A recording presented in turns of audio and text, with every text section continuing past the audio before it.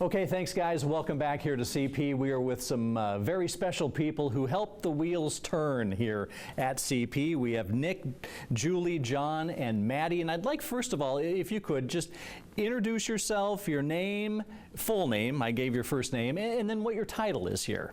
Nick Long, Director of Operations at CP, and I've been here about 8 to 9 years. All right, Julie, you've been around a while. A couple of years, yeah. Julie Tetzloff, Director of Adult Day Services. I'll be celebrating 30 years in May. 30 years, congratulations. John, I don't know if you can beat that. No, I can't. John Syndergaard, I'm the Executive Director here, and I will be here 11 years in July. And how about you, Maddie? Maddie Samansky, Annual Giving Coordinator, and I'm coming up on a year, but I came back, so. You think of 70 years, the history here, and feel free just to jump in whenever. When you think of 70 years, what are some initial thoughts? John, we'll start with you.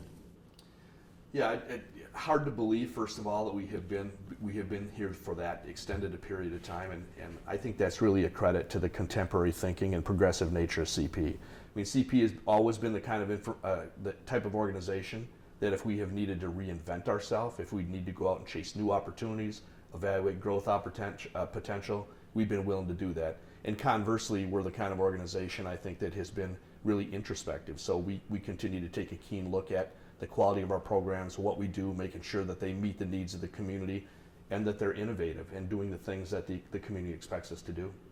And Julie, you've been here 30 of those 70, so not even half. So a lot of history before you even got here. Absolutely, and just seeing, I think, how we've, again, become innovative, but the personalities of the clients. When I look back on photos before my time, and just moving forward for the past 30 years, the clients, laughing through the hallways and just the joy that they bring to the staff, and I think just the personality of the organization is really rooted in some of the adult program things, and they started in 1974, so not quite the whole 70 years as far as a day program, but again, just people with disabilities wanting to be independent and be part of their community, and that still reigns today, and we're out there and we bring the community in, and I think that's definitely the heartbeat of CP. Your thoughts, Nick? And we serve a value to the community in the changing throughout the years. So starting with therapy, layering on ADS, growing to childcare and aquatics, we've always filled a need that the community's wanted. And that's what we're striving here to do, whether it's growing in other areas that the community desires. That's what we're looking to do in the years to come, and makes me very proud that we are a staple in the community. We're well known. For 70 years, the community's been behind us and with us. Amongst our halls, we get a lot of our workforce from the community. Our clients are from the community, and we're excited to grow, to spread our scope of service in the years to come. And Maddie, what was it like for you to step into this organization with such a history? Yeah, so I felt welcomed immediately. I think CP serves as a safe place for everyone. That's staff, volunteers, donors, our clients. When you walk in the doors here, you immediately feel welcomed with open arms, and it's just an organization that everyone wants to be a part of as soon as they know what it is. Well, in conjunction with CP's history, obviously the 70th year of the Telethon as well, why do you think it stood the test of time? Julie? Southern Door. My first telethon would have been in 1995, and it brought tears to my eyes, and it still does when they roll out their number. And just I think that just epitomizes the commitment that people have, and anybody you talk to says, "Oh, I remember watching it with my family," or the Fishbowl, or "Oh, I saw it last week," or "I was a Toad kid," or "My nephew was," and just I think they feel a part of it. And when it's on TV and now streaming and other sources, it's just part of a small community. And I think our community takes pride that we're the longest running telethon and that they can contribute to something. So many people say, "I drive by that place all the time, but I didn't know what you do." And I think our telethon's a great time to be able to explore that and show people what do we do and the appreciation that we have for them. Yeah. And John, we've talked, it seems like everybody in Northeast Wisconsin knows somebody that benefits from CP, and I think they're connected to the telethon. Yeah, I think that's true. It's interesting to me that when I travel around Northeast Wisconsin and talk about the fact I work for CP, people's eyes have a tendency to glaze over. They don't necessarily know who we are, what we do, but when you mention the CP telethon, that is our calling card, and so that has been a wonderful tool for us in our success for the last 70 years. You know, Telethon has really become part of the fabric of this community.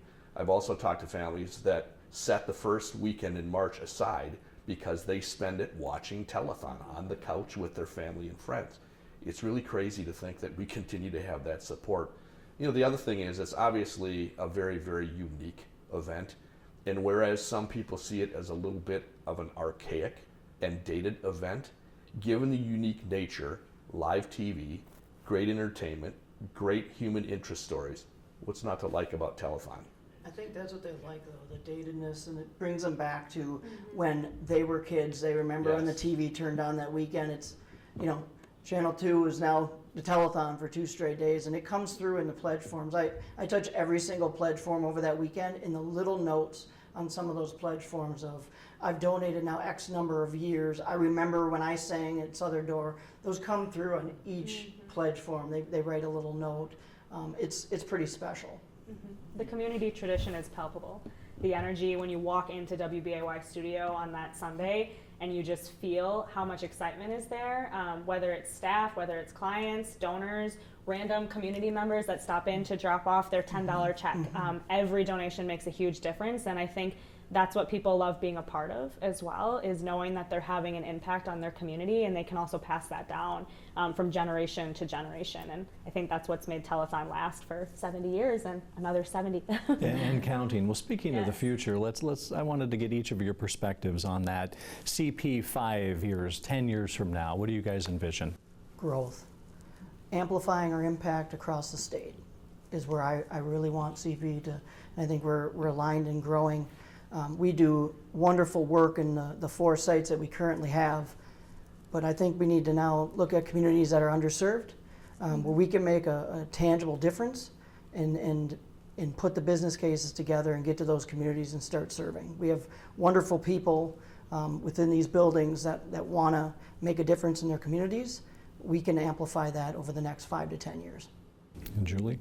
Yeah, I see our satellite centers and the center here in Green Bay being more community engaged as well, and maybe busting out of our walls here and there. The investment that CP's made in some of the adaptive equipment really makes this place great. But using our community, and right now we're at the Lakeshore and Fox Cities, growing those locations as well, and the expertise that's down there, and just the clients that want to have the type of programming that we've been known to have since 1974, and just really positive and very functional in nature. And John, those goals and those dreams of the future and expanding, it's always tied to community support, and you've always had that over the years. That's right. Yeah, the fact that this community, and I say this every year at Telethon, continues to give and has continued to support us for 70 years is really uncanny. That's going to be critical as we go forward.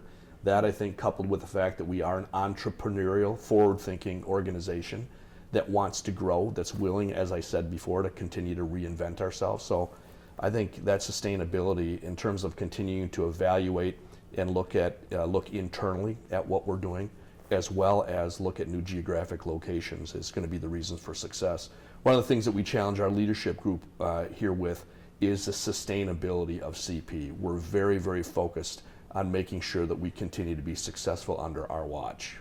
And Maddie, no doubt the future is bright. It is. I think CP really focuses on being an advocate for those living their life with a disability, or those who have a family or a friend that has one out in the community. So I see CP continuing to strive to serve that community out in Northeast Wisconsin, making buildings more accessible, helping to educate staff at different locations, or share the resources that we have here at CP with other organizations, and helping to arm them with education and awareness about what it is that we do here and how they can bring that out into the community of Northeast Wisconsin. I hope the community Telethon is extremely humbling for us. The small donations that we accept humbly on their behalf, in our staff meeting the day after, we have a meeting and say, now we have to earn this. Like these are $5 donations, $10 donations, and it's inherent upon us that each and every day we don't lose sight of that.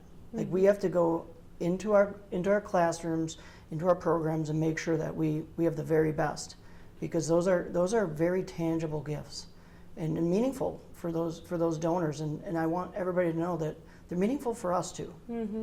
Yeah, the mission doesn't turn off at the end of the day.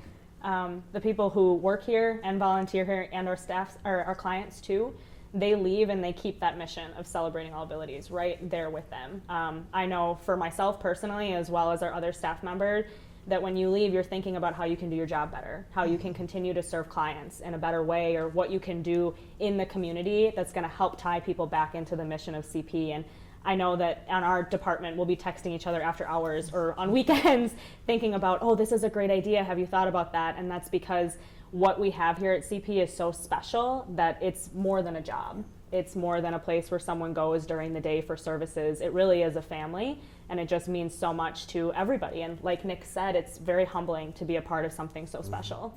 And 70 years and counting. Well, I want to thank the four of you for sharing your insight and all you do to make the wheels turn, as we said here at CP. And here's to another 70 years.